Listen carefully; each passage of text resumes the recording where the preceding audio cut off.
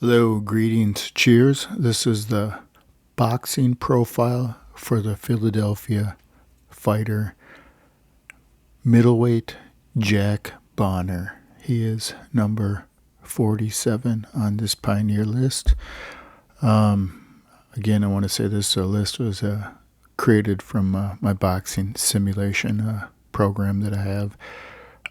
So I didn't really want to use human opinion in the list, and this is list was created out of a head-to-head competition of simulation of all these fighters fighting each other. That's why I talk about it. Simulation wins later on in here, but where the simulation is showing them what plateau they're at. So Jack Bonner, he was a rather renowned troublemaker. He started many ring brawls. In many matches, he got to the point of almost being a riot, and quite a few of the matches, he actually was the main component of spectacular riots. More than just in the ring, arena riots.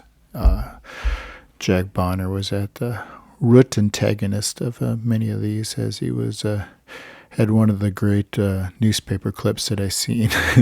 He was coming to a town. I can't remember the particular town because I looked through so many.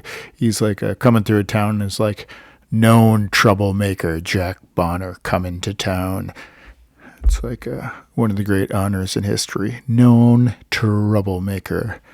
That was how you describe Jack Bonner. As I stated in a previous video, Jack Bonner was sort of a thug gangster. He actually had gold teeth. That was one of the first things he bought with his ring winnings, because he made himself some gold-plated teeth, and he was a white boxer, as you can see by the picture. And we'll know he has gold-plated teeth because one of these fights coming up that I'm going to do a description of is these gold-plated teeth are going to have a very important role in that fight's reporting. So, okay, let's go through the preliminaries here. He debuted in 1892, so he cut right through the 1890s. That was at the age of 17, so that was 1892. It took him to like the mid-1890s to start him good matches. Competitive matches with all the big names. Jack Bonner fought everybody. He was one of the very few white fighters to really take on all the beginning of the middleweight black fighters. He fought all of them. And he ended his career in 1911 at the age of 36 years old. I think at that point, right around 1910, his career end is 1911. He actually... the gold tooth gangster turned into a gym teacher. He started teaching gym at a school, and he was saying in the newspaper reports, that he was going to include a lot of different boxing training for training the kids, just as far as aerobic styles of exercises taught to the school children. So the gold tooth gangster became a school teacher. So PE is what he was. Okay. So the bio, Jack Bonner was 5'9". He had more power than many middleweights due to his height, because he was 5'9" is on the upper side of a middleweight. A lot of these guys that are under 5'7" start really losing power, and that 2 inches of 5'7" to 5'9" makes a big difference in power. So he was often a top 5 rank contender at any given year, going through his prime there. Often a top 5. So if you beat him, you're in line for a title shot. That would frequently was how it would work. All the early black contenders he fought: Harry Peppers, Fred Morris, Joe Butler, George Byers, Frank Childs, Scadly Bill, and Joe Walcott. Each one of these boxers were at the very beginning stage of the black wave of boxers, far before Langford and Jack Johnson, the very first wave. Jack Bonner didn't pass up on anyone. He had one of all the fighters listed here, probably through the entire rankings here, he's got one of the most star-studded list of opponents, as he fought anybody and everybody all at their prime. So it's he has limited success because he's born at the perfect time, and he's cutting right through the stiffest competition of all time, right in at his prime. And he took on many Australian fighters too that were very big, just past the Bob Fitzsimmons invasion. He fought non-pro Jack Dempsey in 1890, and Bonner's first fight was in 1892, so it was 2 years after Fitzsimmons invaded America. But some of the guys just after Bob Fitzsimmons were still there because Larry Foley was still putting people out. It didn't end with Bob Fitzsimmons. So Australian Billy Smith and Dan Creedon, both of those top Australian fighters, Jack Bonner faces. And he also fought for the middleweight title in October of 1890, a 20-round loss to the famed middleweight champion Tommy Ryan. So Tommy Ryan was unable to knock out Jack Bonner, and this is one of Jack Bonner's most infamous traits, is the fact that no one can knock him out. That's one of his claims to fame. Fighting style, he would be described as a cowboy type. I would say that Jack Bonner is a basic fighting offense, probably looked very similar to the boxer Frank Childs. He was rather rudimentary, sometimes off balance, and not the best of defense, just like Frank Childs. They were probably very similar fighters. Competitive rounds, he has 268 competitive rounds. Competitive rounds is a top 60 competition. So that is, at this point, here at number 57 out of 60, or 47 out of 60, he's the third highest so far, with the only two more fighters having more competitive rounds is Bobby Dobbs and fireman Jim Flynn. Both of those guys are guys with very long careers, 3 pages on Boxing Rec. They have a lot of fights, quite a bit. So my score for Jack Bonner, that would be 13. He's got the same score as the last profile, Colin Bell.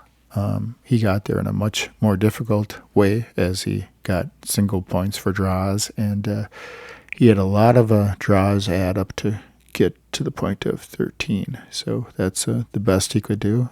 He had some limited success, but he was ultra competitive against the very top end competition. So we know that he's a fighter of a pretty high quality. Level ups for Jack Bonner, like I said, he faced a rather stiff competition. So he's 0 for 7. He had 7 level ups that I would count. So of this pioneer era, he fought Joe Walcott twice, Philadelphia Jack Obrien, that's a level up. He fought him twice. Tommy Ryan, the champ, he lost to him. Jack Blackburn, and the boxer Marvin Hart, also a future champion. So of those 7 people he fought, he was 0 for 7. No real surprise there. The chief nemesis for him, I would say the fighter that he has the most rounds with would be Dick O'Brien. Dick O'Brien is a extremely similar fighter to Jack Bonner. Their biggest claims to fame were bringing people to a 25-round draws, not being able to beat them or not being able to knock them out. More infamous in losing situations than they were known for winning situations. But still, the level of the quality of them is pretty high because they're past a lot of boxers. So this is where simulation puts Jack Bonner, and his chief nemesis, Dick O'Brien, he is ranked ahead of Jack Bonner. He's coming up here pretty quickly. The greatest achievement for Jack Bonner would be taking Tommy Ryan to the end of 20 rounds and not being knocked out. So Tommy Ryan is definitely going to be, I would say, pretty close to a top 12 fighter easily. He's at the very high end of the Pioneer list, and being able to take a top 10 fighter to 20 rounds and not getting knocked out by him is an achievement, just as Colin Bell did previously. He took a very, in his prime, Sam Langford to a 15-round draw, and the fact that they are right there neck and neck with a top 10 contender shows you that they have some tremendous ability. So they should not be overlooked.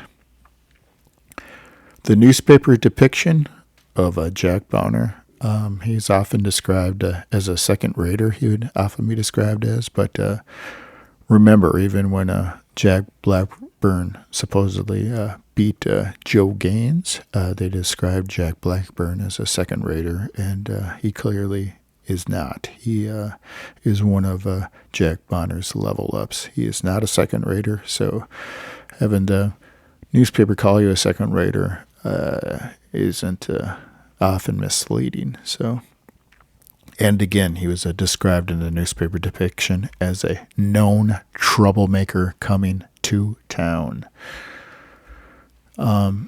So next we're going to look at the simulation, the very top end for Jack Bonner. What is the best at Jack Bonner on his best night?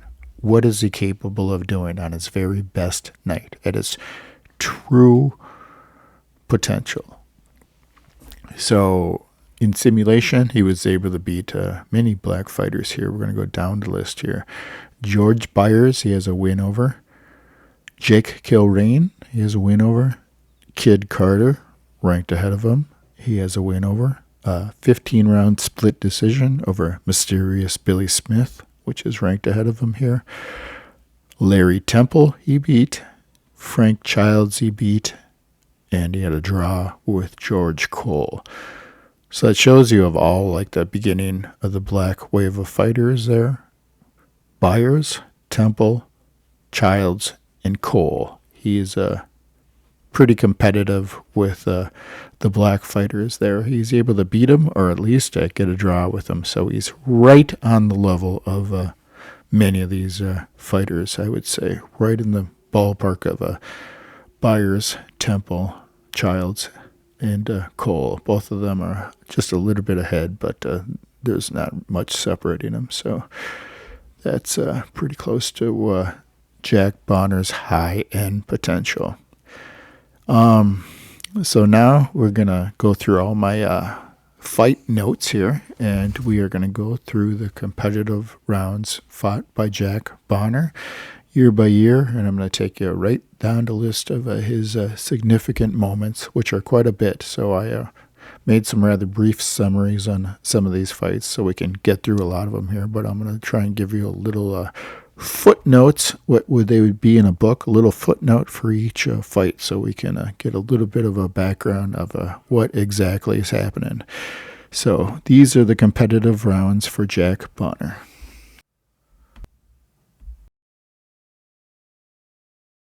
Okay, so Jack Bonner debuts in 1892. That's his debut at the age of 17. His first significant match on the competitive rounds comes up as Peter Maher in the year 1894. Jack Bonner would be 20 years old at this point. It states a 2-round loss via KO. There's zero data in that in the newspaper, so I don't know if that match happened or not, but it's not being mentioned as Jack Bonner obviously doesn't have enough of a reputation at the very beginning of his career there to get newspaper notes. So we're going to take you to Jack Bonner's first mention in the newspaper. It's pretty ideal as it basically is just how Bonner's going to start his career as we almost get ourselves a near riot in his first newspaper mention. This is against the boxer Scadly Bill. I have the entire newspaper column that I read in a previous video of this match. This is the one I'm talking about, 1895, first time they meet. A brutal, hard-fought battle, a finish fight, ended in a draw with a near riot.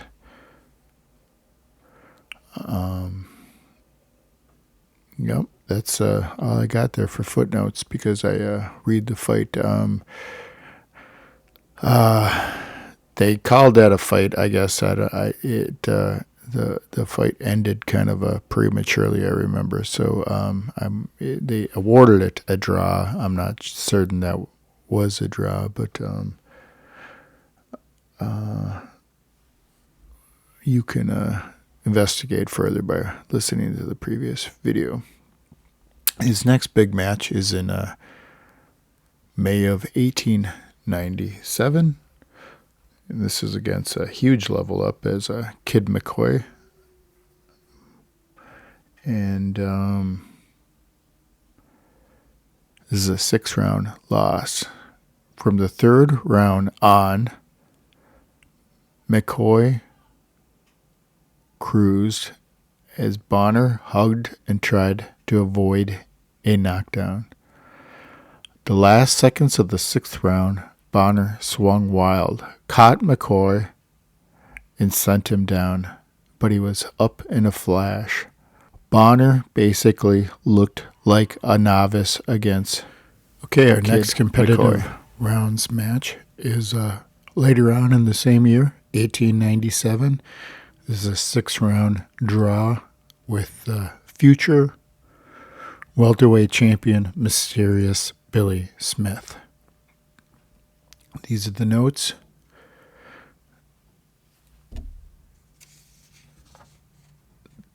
This is a no decision rendered contest full of continual fouls in which both fighters freely indulged. They were nearly hissed by the crowd from the ring. Smith repeatedly gouged Bonner in the eye, and Bonner repeatedly struck him in clinches. Smith's eye was badly cut over his one of his eyes there. So 6-round draw, and just as you would assume, a match with Mysterious Billy Smith is just non-stop fouls, clinching, and breaking on, hitting on the brakes. So that's exactly how you would figure that bout was going to go. And Mysterious Billy Smith would win the welterweight champion shortly after this. This is 1897. He'll be there rather shortly. So this is a pre-title run that Bonner faces him.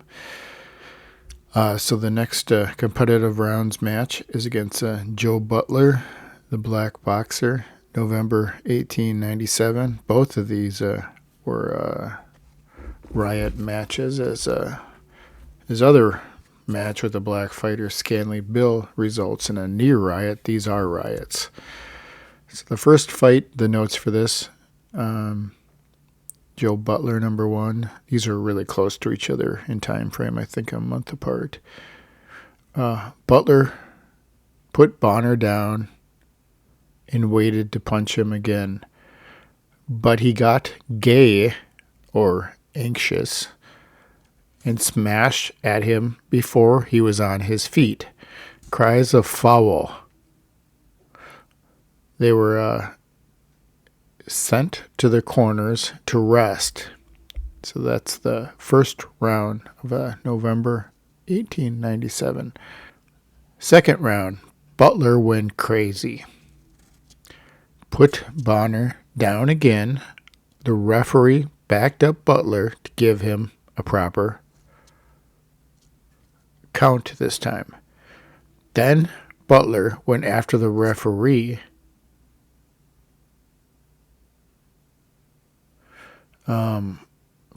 crawling, backed up, and both went through the ropes together, the referee and Joe Butler. The police intervened. The referee wouldn't allow Butler to be brought to jail. He refused to press charges. The police were lucky Joe Butler was in custody, or the angry mob may have killed him undoubtedly. So Joe Butler started quite the riot there. Really, that was all Joe Butler's fault, because all the referee did was kind of put his hand on his chest to move him up back him up a little bit, so he could just give him a proper count. Yeah, you remember the Dempsey long count? He just trying to back him up a little bit, and Butler responds by taking a swing at the referee, which is at that point got the referee stopped from further counting Jack Bonner, who was down. It's kind of a dumb thing to do, but that's how he reacted, and it started a riot. So that was just typical of the Butler and Bonner fights. In that case, Butler took a swing at the referee. They got tangled up together near the ropes. Then both of them fell through the ropes together, fighting. And at that point, like 20 people jump on them, so try and separate them. It's a total riot in the arena. So I'm going to do a few videos on the Joe Butler matches there. So the next competitive rounds is in the following year, March 1898, against Tommy West, which was West and Bonner were both competing with each other for a chance to fight the champion, Tommy Ryan. These guys are right around, ranked right next to each other. The results, 6-round loss. It says matters were even through 5. The last round, Bonner lost. Some headlines in different newspapers say West whips Bonner, which in this newspaper recap is saying did not happen. Matters were even through 5, and the last round West took. So the official decision is a 6-round loss. At that time, Jack Bonner, March of 1898, Jack Bonner is 23, Tommy West is 24. They're right next to each other. The very next fight is going to be against Dick Obrien, 1898, May, just 2 months later, May 1898, 23-year-old Jack Bonner, 24-year-old Dick Obrien. Again, these people are peers. They're born right next to each other. So the notes for this, the official decision with Dick Obrien, 15-round draw. My notes have this as even. Police stopped after 10 rounds. They intervened. Finally, after 5 minutes of deliberating and bickering, the fighters were allowed to finish. The last 5 rounds were uneventful and slow. At 10 rounds, both were played out bleeding and groggy. Bonner ought to put himself in the hands of a good boxing teacher, is the comments in the newspaper, which is directly what I'm saying is he was a rather crude fighter like Frank Childs, who had no formal teaching, self-taught. And right there in the newspaper things, they're counting out the fact that he's getting hit too easily. Bonner ought to put himself in the hands of a good boxing teacher. So this is in May of 1898. In June of 1898, Billy Roche assumes management of Jack Bonner and starts training him. So exactly what the newspaper is suggesting, that Bonner put himself in the hands of a good boxing teacher, happens the very next month. The very next month, Billy Roche assumes management of Jack Bonner. So let's see how the difference is going to take. September 1898. This is 6 months after May. Creedon, Dan Creedon, a win. TKO in 2. So immediately Billy Roche's training pays off. Dan Creedon was one of the top Australians. Bonner put Dan Creedon down in the second, and Creedon was unable to continue because he arose and he discovered he had a badly injured ankle.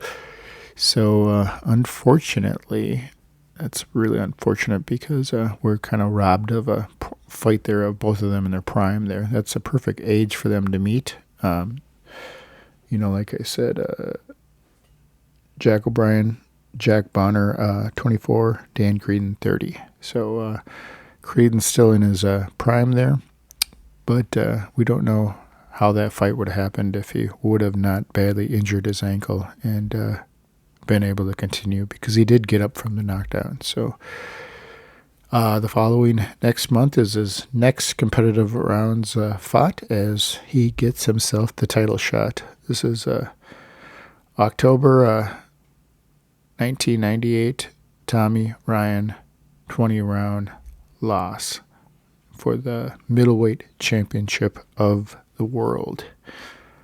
I got quite a few notes for this. Let me go through this here. Round 2, Bonner adapts rushing tactics on Tommy Ryan. Round 3, Bonner has a tendency to hold Ryan's gloves in the clinch. Round 4, twice Jack Bonner slips to the floor.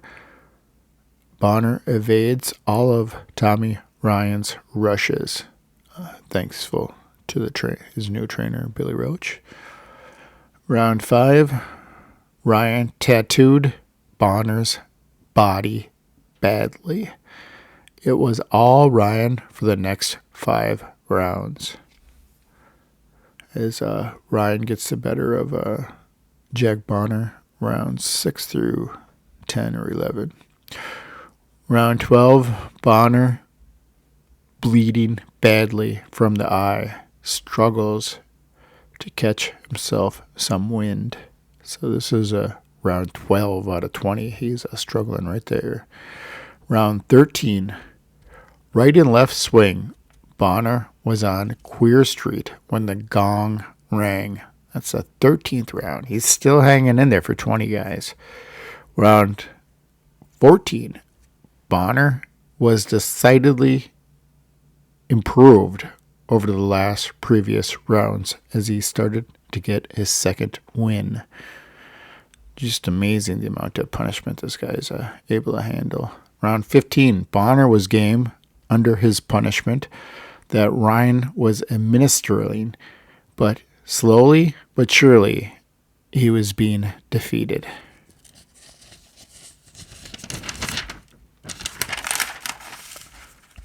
Round 17, Ryan tried hard but was unable to put his man out. Bonner took everything that came his way, but he would not go down, as he was on his feet at the end of 20 rounds. In severe distress from rounds 12 and on, and he gutted out 20-round loss as Tommy Ryan did everything he could, and he was unable to knock out Jack Bonner. So this next match is a rather historic one too. December 1898, George Byers, the black middleweight. So this is both of them in their prime too. Let's take a look at their age here. So this is Jack Bonner, 24, George Byers, 26. So let's see here. Results of the match, 20-round draw. These are the notes for the fight. The third round, they mixed it up. Byers got the worst of it. Bonner dropped Byers. Byers was up quickly. Bonner was very anxious and missed several opportunities to score effectively. As the third round, Byers tried Byers looked tired when he went to his corner. Yes. The fifth round, Bonner landed a hard blow that made the colored man quiver. The sixth round, both showed extreme caution. Seventh round, Bonner's round as he gets in several good smashes. The eighth round, Bonner's punches were full of steam. The ninth round, Byers gets refreshed. Closes round, both seemingly strong, but Byers appears to be gaining. The 10th round, Byers appeared the stronger man at round's end. The 11th round was quite even. The 12th round, Bonner was quite slow off his stool during this round. Byers had the better of this round. The 13th round, Bonner slams Byers. Bonner practically had his way with his own things this round as he pushed Byers around the ring in the 13th round. The 14th round, Byers went to his corner strong and full of confidence at the end of the round. 15th round, honors were about even. The 16th, Byers had the better of this round.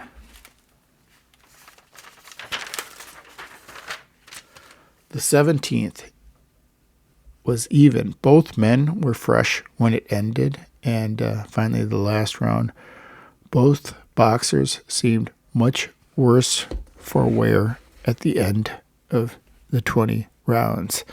The result of the match was a 20-round draw with a very prime middleweight contender, as Byers was trying to contend with Tommy Ryan. 20-round draw. Byers was not able to get a victory over Jack Bonner. So let's see here. Yep, February 1899, the next match. 24-year-old Jack Bonner, 25-year-old Dick Obrien. This is a very close match. 19th round win on TKO. So let's look at the notes here. Bonner went way in before the match. Things were even until the 19th. Both men were strong. Bonner's left eye was nearly closed. Obrien had but a few marks at the end of the fight. Seconds before the close of the 19th round, Bonner caught Obrien on the jaw. He stayed down for 7 seconds. He arose, caught another, and went down again a little harder. The referee started the count when police entered into the ring. So, the fight was pretty much all but over, but Obrien could have got up there again when the police entered the ring. It says, though, that was the second time he went down, and he went down a little harder than the previous time. So he may have been counted out. Well, we don't really know for sure there. But either way, that's an enormous win over Dick Obrien, which is a very, very tough middleweight, very muscular. Obrien had a lot of power, and Bonner was able to get the best of him in power in this match here as he sent him down twice there. It was, can you imagine this fight for Dick O'Brien? Matters were about even until the 19th round. I mean, it's like the very last round is the round you let it slip away on a 20-round bout. That's a really tough way to lose. So, February of 1899, this is the same month as Dick O'Brien. He, Bonner isn't messing around. He fights Tommy West, the other top contender. So we got Dick O'Brien on week 2, and week 3 we got Tommy West. And this is one of the most famous matches of the entire decade here. This is February 1899. So this is one of the most infamous matches in the 1890s. This is a 7-round loss, DQ, and it's known as a mustard gate, as we gonna hear some of the comments from this fight here. Just give me a sec here.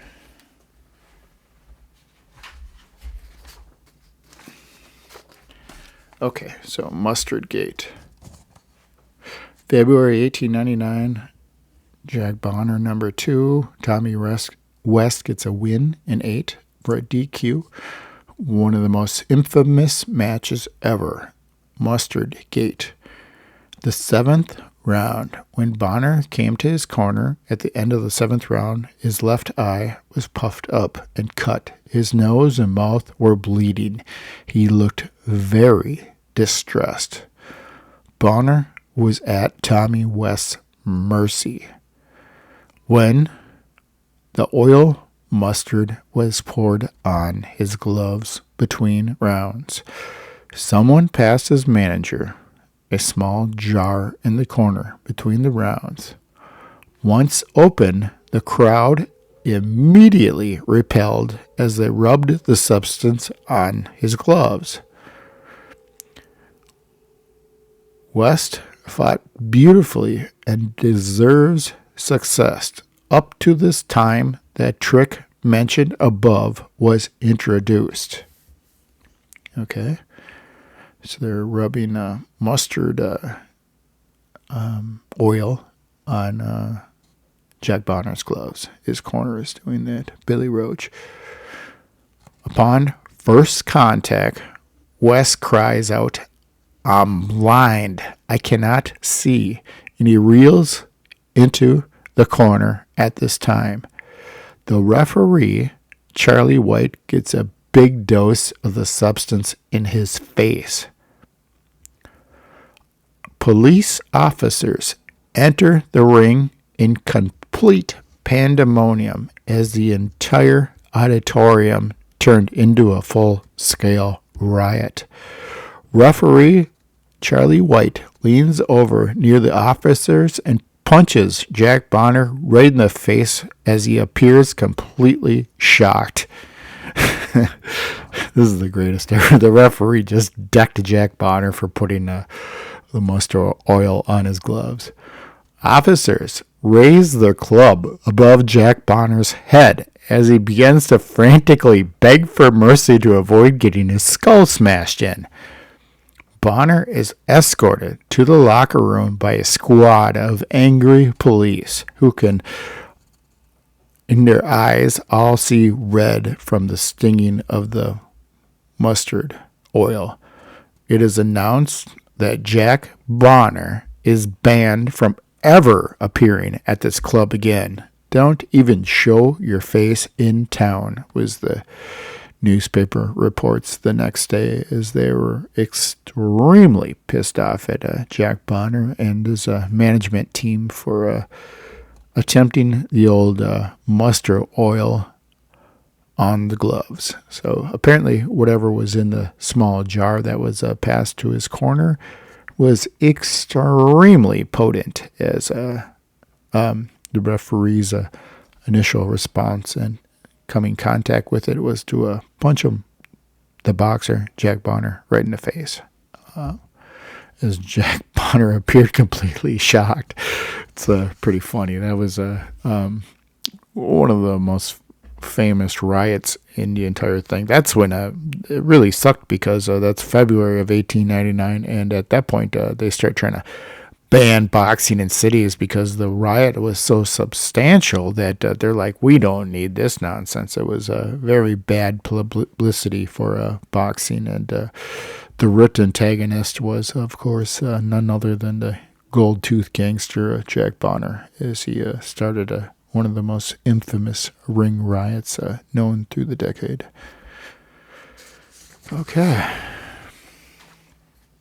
Okay, so Tommy West was February 1899. Now we're moving forward to May 1899. Jack Bonner makes quite a bit of his prime here. When he's facing his first match with Frank Childs, he's just 24 years old. Frank Childs is a little more advanced at 31 years old. The results, 6-round draw. The notes: Bonner's right landed with great force and dropped Childs in round 8. Childs uppercut Bonner in the 6th and scored a clean knockdown. Bonner was a shade better in the match. So, official decision, 6-round draw. Both fighters went down. Both sides, you can see there. And Bonner was a shade better, was the notes. They're going to find out pretty quick again here. So that was May 1899. The next big match is in March of the following year, 1900. Frank Childs, number 2, 6-round loss. Bonner was dropped in round 1 by a right to the jaw. Bonner dropped again in the 6th round with an uppercut, but fighting was hard at the time of the call of the last round. So, just a matter of a week later, Frank Childs, number 3, 6-round draw. Childs had the better of the last round and evened matters up. Childs was not as fresh from the previous bouts as he would fought just a day or two previously. So that kind of cost him a little bit of a win there. 6-round draw, as he was not as fresh as Bonner in the last round. So both fighters had the power to put each other down there. That's the 3 matches. They were pretty even. He had one questionable loss there. He was pretty even in that fight, a 6-round draw and a 6-round draw. So just as I stated in the simulation, Bonner and Childs aren't really separated by very much there. April 1900. Last one was in March of 1900. April 1900. Tommy West, number 3, a loss, TKO in 16. So this is the first time these guys fight. They don't wait too long after the mustard gate. This is about a year later. West had the best of the bout and drove Bonner around the ring, making him pay for his previous efforts of mustard gate. Bonner was bleeding from the effects of the severe punishment he was receiving, but stood up gamely. In the 13th round, Bonner was dropped twice. By the end of the 16th round, Bonner was a pitiful sight at fight's end, as Tommy West just opened up a can of whoop-ass on Jack Bonner for doing the old mustard trick. The previous match that they fought, West was getting the better of him, but this time Bonner had no escape, and he was just forced to just take the severe punishment that West was dealing out, as West is ranked quite a bit further ahead than Jack Bonner, as we could figure out by the results there. His next match is a level up the following month, May 1900. Joe Walcott, 6-round loss. Let's see here at their ages. Joe Walcott, that's Jack Bonner, 25 years old. Joe Walcott, 27 years old. My notes read Big L, same as Tommy West. Bonner's just becoming a punching bag at this point. He kind of missed his window there. He gets a little less effective. Bonner received the thrashing of his lifetime. Bonner proved tough, game and tough. The second round, Bonner went down again. The fourth round, he again went down. The sixth round was Bonner down again. The last round almost really collapsed. Bonner gets... Oh, okay, sorry, let me read this over again here. The sixth round, Bonner goes down. He immediately gets up from his collapse and spat out a mouthful of gold-tipped teeth, which were gathered up by spectators after the bout ended. So Jack Bonner gets up from being counted out, spits out a mouthful of blood with gold teeth mixed in with the blood as Joe Walcott literally knocked his teeth out, just as Jack Johnson did to Stanley Ketchel. Joe Walcott does to Jack Bonner, and he knocked out his gold teeth, and Bonner was so disgusted he left him in the ring, and they were gathered up by spectators after the bout. So that statement right there is how we know Jack Bonner had gold teeth. Walcott did not have a mark on him after the bout, as he completely does a flex move on Bonner there as a extreme alpha male that Walcott was. Knocked his teeth out. June 1900.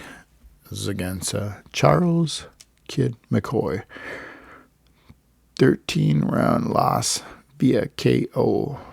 Bonner proved to be game to the core and took all of McCoy's cleverness to knock him out, and had hard-hitting ability to bring the minor down. These are some further notes. Fourth round, Bonner cut both of McCoy's eyes were cut. The fifth round, McCoy rushed at Bonner. Lots of rough work between both men took his share. So lots of rough work in the clinches.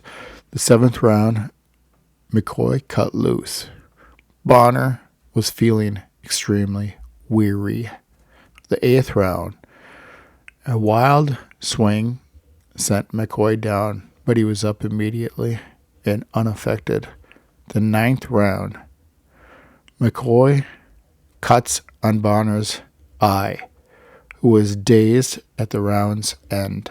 The 10th round, Bonner was game, but almost out of peril. The 12th round, Bonner down on a body blow. Bonner was up and then down again, but lasted the round. So multiple points here.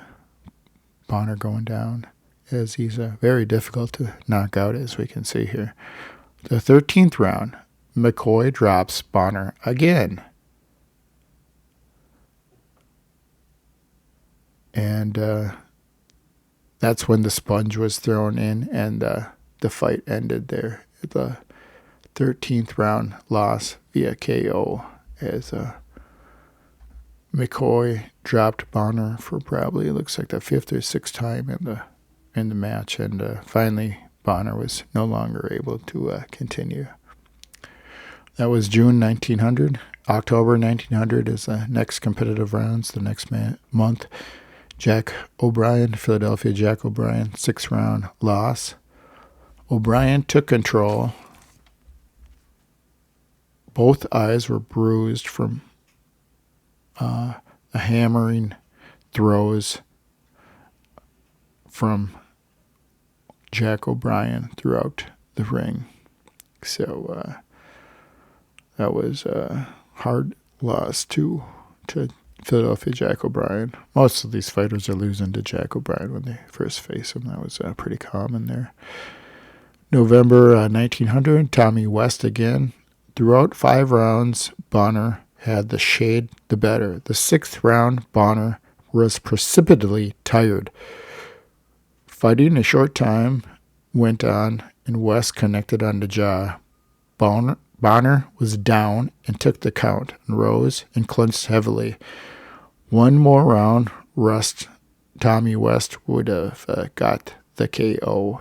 So let's see there. That is a 6th round loss to Tommy West. And one more minute, they said, that other round, and West would have got the KO. November of 1900, 6th round loss. You can see Jack O'Bonnell's just going through some stiff competition here. This is March 1901, Kid Carter, 20-round draw. The notes: fast and furious was how the race turned out. Bonner showed his capacity to take punishment. Up to the 13th, Carter had the best of it. Tommy West was in Carter's corner, signaling to end the bout, but he could not. The 13th had Bonner on Queer Street. With a hard right, he caught the Kid and saved the fight as it took the steam out of Kid Carter. After that, he fought more cautiously. Both fought furiously, and there were cries of frequent fouls in both corners. Both were on their feet at the end. Carter finished strong, but was shocked at the draw. Bonner was down several times, and Carter was fresh at the end. So during this match, Kid Carter feels as if he had won. It's a 20-round draw. Let's see. I have this as a loss. I think I'm with Kid Carter, as he feels he should have won. I think that when they announced this was a draw, it was received by hisses from the crowd, as they felt that Carter had to win. They're going to be matched again here real quick. May 1901, just 2 months later, Kid Carter number 2, 20-round loss. This is the last match with Kid Carter. Bonner was bleeding, and Carter played for the kidneys late. At the end of the 14th round, Bonner barely able to stand, very groggily, and he was all but out when he was held by his corner at the finish. So I guess according to this, there's somehow Jack Bonner is able to cut through that match and be on his feet at the end there. They said he was all but out, so, and unable to even make it to his corner. So just amazing the superhuman efforts that Jack Bonner displays trying to, just to not get himself knocked out. Just incredible. So he pulls off the feat here yet again. Is July 1901. This is a second fight with Barbados Joe Walcott after he knocked his teeth out in the first round. So let's see how Jack Bonner does against Joe Walcott number 2. 15-round loss. Bonner took a lot of punishment, but stood up well. The 9th round, Bonner was down. The 10th and 11th, Walcott tried hard for a knockout, but could not find one, as Bonner was avoiding his bigger blows. Bonner staggered Joe Walcott in the 14th round. The 15th ended with both men strong. It was a very close match, maybe a draw. So let's see, 1901, Joe Walcott. I just have that as close. I gave him 1 point for a draw because it says the match is close enough. It could have been a draw. So we see there that Jack Bonner actually did improve from Joe Walcott #1, where he got his teeth knocked out. So he was able to maybe get a draw, which is a big improvement here. January 1902. Next competitive rounds match, Young Peter Jackson, 6-round loss. After round 1, it was apparent Bonner had no chance of winning against Young Peter Jackson. The 5th round, Bonner was down and up at 9 and almost out. The 6th round, Johnson beat his man around the ring at will, but refused to finish the fight. 6th round loss. Again, just another black boxer who was not able to get the knockout on Jack Bonner, as Frank Child was not able to get the knockout either. Both of them knocked him down, but neither one of them knocked him out. May 1902, Philadelphia Jack Obrien. That's #2, 6-round loss. The notes. Obrien made Bonner look like a pure novice. Obrien cut Bonner's eye, after which he was no match for Philadelphia Jack Obrien. The 3rd round, Bonner was bleeding badly and was very weak. Philadelphia didn't attempt to finish Bonner, much like Young Peter Jackson. They get a rematch pretty quickly the next month, June 1902. Philadelphia Jack Obrien 3, 6-round draw. This is considered a loss. Fast throughout. In the 5th round, the Summit man looked spent, but a marvelous recovery. He finished strong at the end of the bell of the last round, round 6. The 1st round, Bonner was bleeding from a cut lip. 5th round, Bonner was down but beat the count. So just like young Peter Jackson and Frank Childs, Philly gets him knocked down and can't knock him out. But it doesn't sound like he's trying too hard. So now we got the big test here. June 1902, George Cole. As I stated, he fought all the black fighters here. 6-round loss. Tame bout was the bout notes. The Bonner clinched often, continually tried for a close quarters blow, but failed at landing. So that is getting towards the end of his career here. So this is next match. Bonner is 28, kind of getting towards the twilight of his career at that point, because he's been fighting for a while here. As this is April of 1903. And this is against Marvin Hart.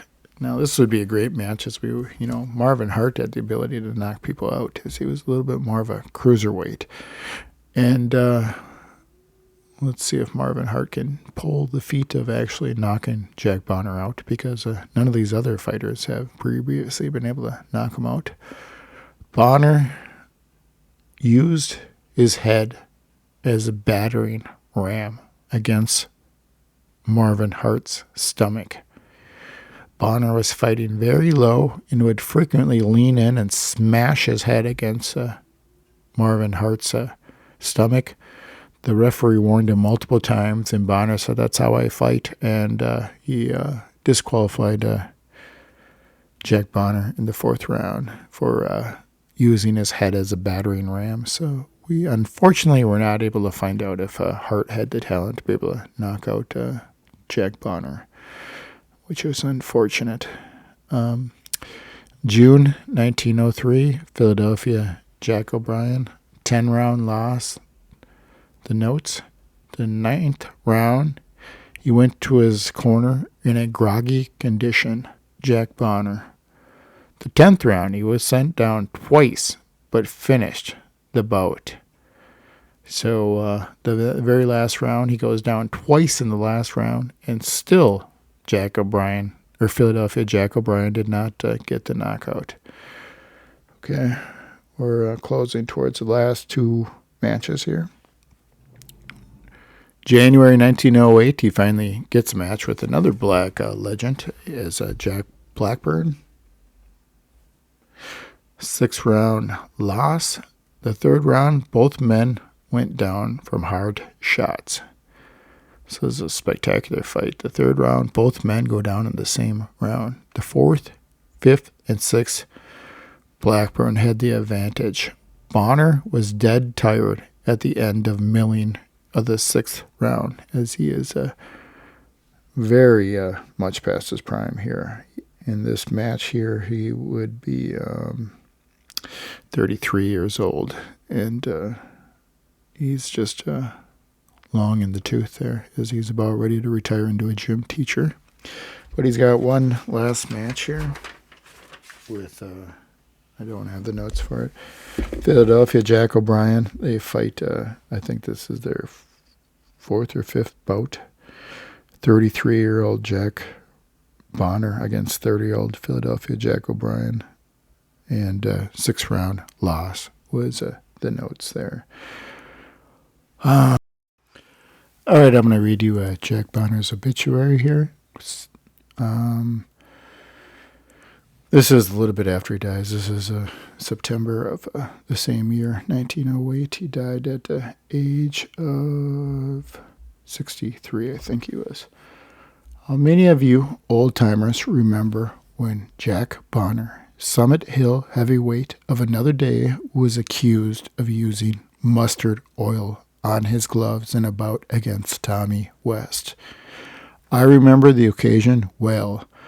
Bonner denied making any attempt to disable West, while the latter and his friends were just as firm in their belief that Jack deliberately resorted to the ruse. West and Bonner were matched to meet in the old arena at Philadelphia on the night of February 28, 1899. Jack Bonner, the Philadelphia legend. A few weeks previously, West staged a great fight against the crack New England scrapper Dick Obrien, winning by a technical knockout in the 19th round of a grueling contest at Hartford. Betting odds favored Bonner at 5-2, which some folks claimed as proof that everything was in the bag for Bonner to win. Starting his ring career back in 1892, Bonner's record was spotless. He had always distinguished himself with his slam-bang style that won hundreds of admirers by the hundreds. Never had the finger of suspicion have been directed at him, which is false, because Scadly Bill was the near riot. The Bonner-West fight was a humdinger for the first 7 rounds, both wailing away like Spartans of old, first one having the advantage, then the other. Fans yelled in appreciation of the hectic encounter that bristled with action. At the start of the 8th round, an odor seemingly seemed to come from the vicinity of Bonner's corner. Few of the fans seemed to pay any attention to it. Bonner found its mark on West's nose.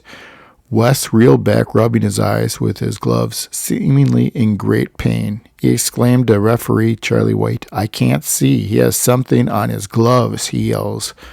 White was quickly at Bonner's side, raised his left glove to his nose. His eyes became watery too.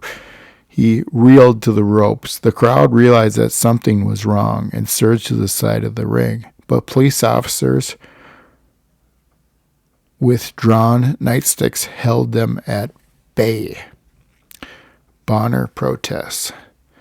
Referee White immediately awarded the fight to West on a foul that Bonner, in his seconds, protested vigorously. It certainly looked bad for the Summit Hill fighter and his seconds. Something was on the gloves, regardless of what could be said in defense of Jack. And the fans didn't cottoned to the idea of using unfair tactics in order to win a fight. On the other hand, neither did Bonner care to have the wrath of the spectators on his head. It was a tense moment as seconds, managers, and all concerned were gathered in the ring discussing what happened. It was then that Bonner's management came forth to the statement that Bonner was in the habit of using oil of mustard diluted with alcohol as a rub and found it excellent. However, it was not to be used in its pure state. He claimed that at the end of the 7th round, when Bonner came to his corner, his right ram was in bad shape. One of the seconds new in Bonner's camp applied the oil of mustard in its raw state. Bonner's arm was burnt, and in order to relieve the pain, he rubbed his left glove on the affected part that was smarting, then transferred the oil of mustard to his glove. Bonner seemed deeply affected by what happened and implored West to believe him. "I would hung up the gloves for all time rather than commit an act like this," said Bonner. Regardless of just how the possible poisonous acid got on the glove, Bonner lost much prestige. The charge always hung over his head as a known troublemaker. Jack Bonner, brother of the crack lightweight Jimmy Bonner, who fought in this region on several occasions, was born at Summit Hill in 1874. The last we heard of Jack was as a guard at the LeBron Brymar College. In his day, he fought the best in his land, including Joe Walcott, Dick O'Brien, Scadly Bill, and mysterious Billy Smith, and great Philadelphia fighter Jack Obrien at Industrial Hall at a time when his days as a boxer supposedly have been numbered. In memory of his service, his last fight at Chuck Hall, losing to Philadelphia Jack O'Brien. He is the father of 5 children. Local fight fans will recall Jack as a second for his brother in the latter's fight.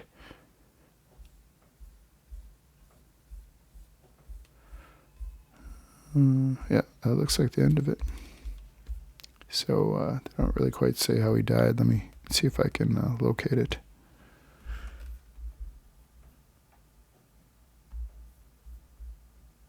So they do not really say how Jack Bonner died. They just said that he was dealing with an illness for 2 weeks, and then he died. He was at the age of 63 years old. He died January 14th, 1938. 38 is when he died.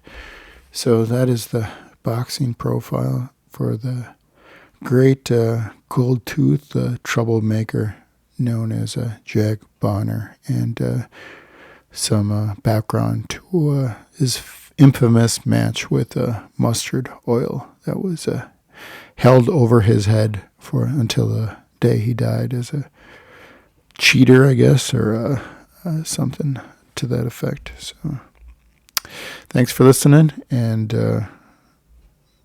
we meet again for our next boxing profile. Okay, I'm going to do a quick one more reading here that I found in his obituary that I liked. Yeah, this is some of his background here. Jack Bonner, one of his first jobs was driving mules in the Spring Tully Colliery, where he showed the rest of the boys a few tricks in knowing how to defend themselves. He could lick fellas older and bigger than him and would fight at the drop of a hat. Jack's muscles became hard as steel operating a hand pump for a few years, and he deserved a promotion from mule driver. Later, he secured a job as a laborer and could load more coal in 8 hours than any other gent in the mines. Some hefty chaps handled so shovels in their day at the Spiral Tunnel that lads on Summit Hill dwindled the time away on idle days by donning the gloves and socking each other to fare thee well. It was noticeable that the husky young Jack Bonner had the Indian sign on the other boys. He could punch harder, never seemed to tire, and displayed boxing ability that amazed many old-timers who delighted in watching the young lads strut their stuff. Bill Lizer, another chap from the neighborhood, was doing plenty of ring work in different towns adjacent to Summit Hill. He was rated highly and gave every promise of someday ascending to the heights of the game in a rock'em and sock'em. Down deep in his heart, Jack Bonner felt that he could take the measure of Leicester, confined to his friends that he could take Bill if given the chance. A match was made, and Jack outpointed Leicester in 6 rounds. He showed enough stuff against his experienced foreman to convince all and sundry they had the makings of a real scrapper. In those days, young boxers had tough sailing. They were not carried along step by step as the boys of the present era. Instead, after a few bouts, were stacked up against experienced midsters in the 20-round bouts. Yes, sir, they had to be tough and have plenty of heart.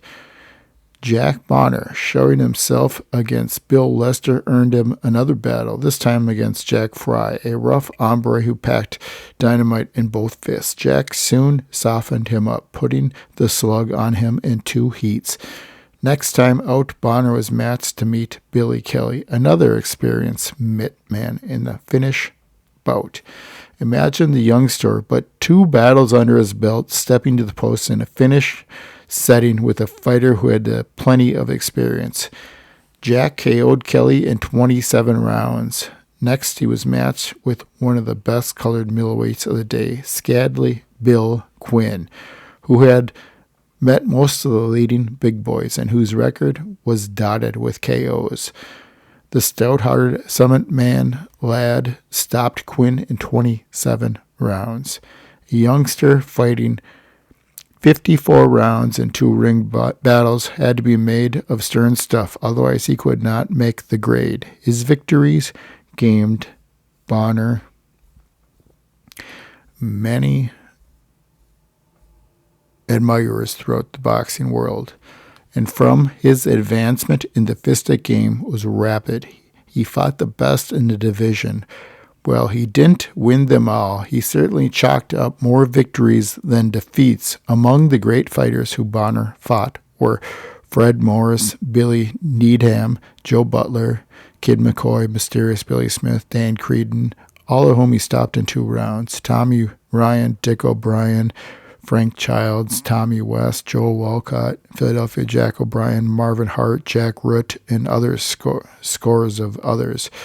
It was at the old Lenox AC in New York back in 35 more years ago that Jack was accused of using the oil of mustard on his gloves.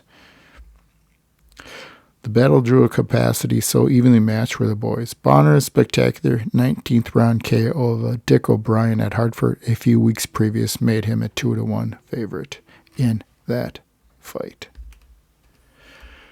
So that's pretty cool because it just kind of gives an indication how Jack Bonner just started as a mule driver into a miner, into just trying to fight somebody to make some ends meet, into a bona fide pugilist who became rather notorious and had a outstanding ring career. All started from being just a simple mule driver.